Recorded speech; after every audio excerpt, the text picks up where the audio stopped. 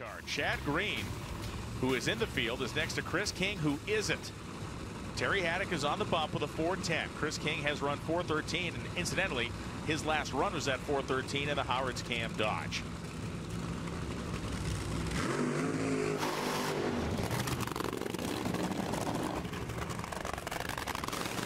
Should be noted, like Buddy Hull, Chad Green, a Texan, he is from Midland, so he has that big in-state pride that all Texans have. But for Chris King, this is about picking up 300ths of a second.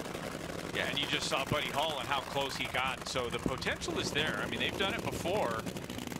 And if you're Chad Green, you're staring at a number 15 spot, knowing that you have a car that is easily a top 5 or 6 player, and you really don't want to go into eliminations with the 406 on the board. Body will come up for Chris King. That is crew chief Bob Peck on the right side, the tall guy there making the adjustments on the engine. King races with a massive amount of heart and soul. Certainly does not have the pocketbook of some of the other teams out here. The Bond Code Ford moving ahead. But he had a pretty heroic effort to qualify for the U.S. Nationals. They're looking to pull the same job off right here.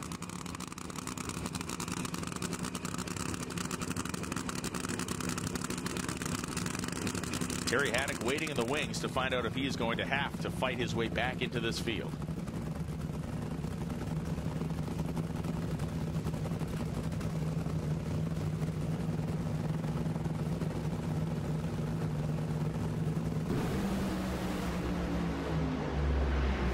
King's got cylinders misfiring, and Chad Green will go across the finish line. A 396.8 at 314 miles an hour moves him to the number 13 spot in a potential first-round matchup with Blake Alexander again. Chad Green racing at the track that he considers his home track, and a good run there to finish out qualifying. How much were you looking for that one as we close it out?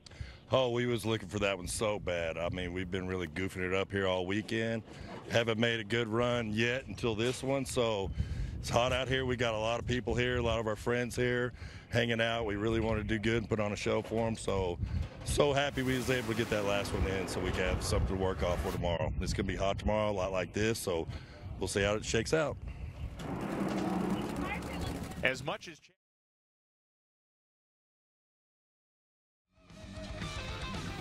and so the next pair is on the starting line right now, and you can see it is only a single as Jack Beckman's team has come up.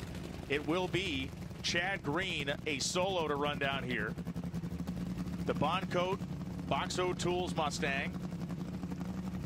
A car that has looked good, and for all intents and purposes, Tony, let's talk about this for a second. Tasca out, Beckman out.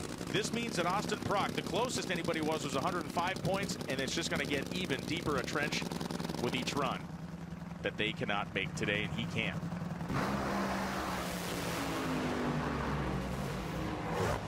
And Chad Green makes it down to the finish line stripe, a 399.2 at 295 miles an hour for Green. Austin Prock is with Amanda. Bruno's at the starting line with more on Chad Green. I'm here on the starting line. Just a moment ago, Brian, I got a chance to catch up with Dean Marinas and asked about his philosophy or his game plan here. He said round one, we were trying to get after plain and simple, got a little too aggressive in the back half and caused it to spin the tires down track. He said early in the run, our numbers compare with Dan Wilkerson's. Now just a matter of getting the right wing into it to keep the tires glued and slowing down those clutch blows a little bit. There is Richard Hartman, as we've heard now, the strategic approach for Chad Green. We'll see what Dan Wilkerson could dial up here. His father, of course, in charge of the tune-up.